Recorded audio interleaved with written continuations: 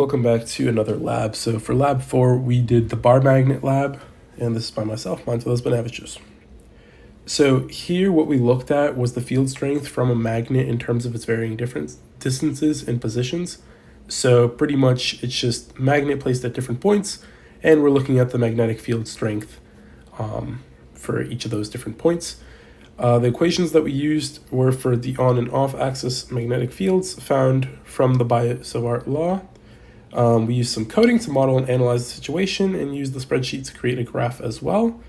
So we tried to find the dipole moment, to find the magnetic field at different points, and we pretty much just found that it goes from south to north poles, like always, and just found that the magnetic fields vary based on location.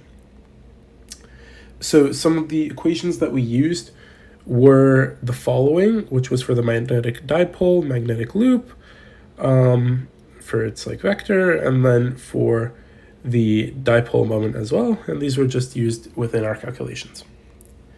So the lab set up a procedure. We had a magnometer which was placed at the different observed locations, and it's what we consider to be our system. It's pretty much just an app that was installed on our phone called Phys, and that was our magnometer.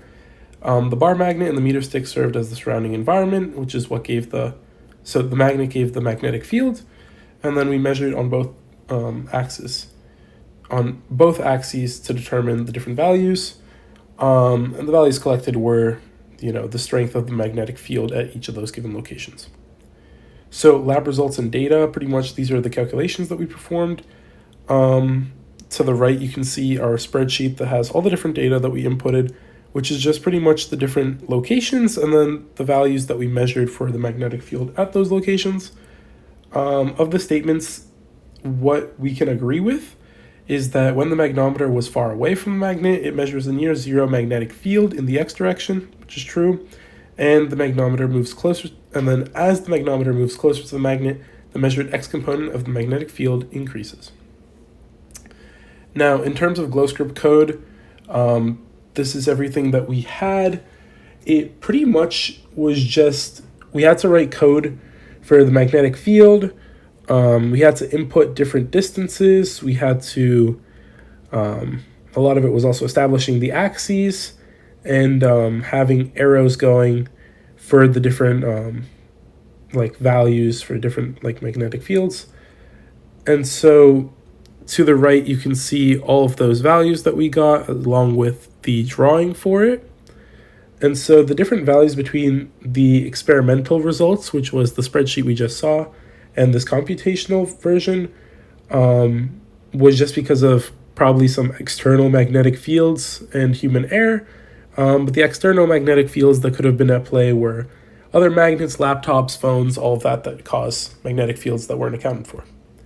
And so for what if, what does it mean?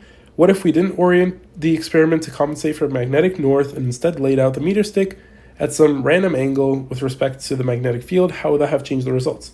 So the magnetic north would have messed up the data along the x-axis, because that means we would have accounted for magnetic north plus the bar magnet, which would also have thrown off our y components.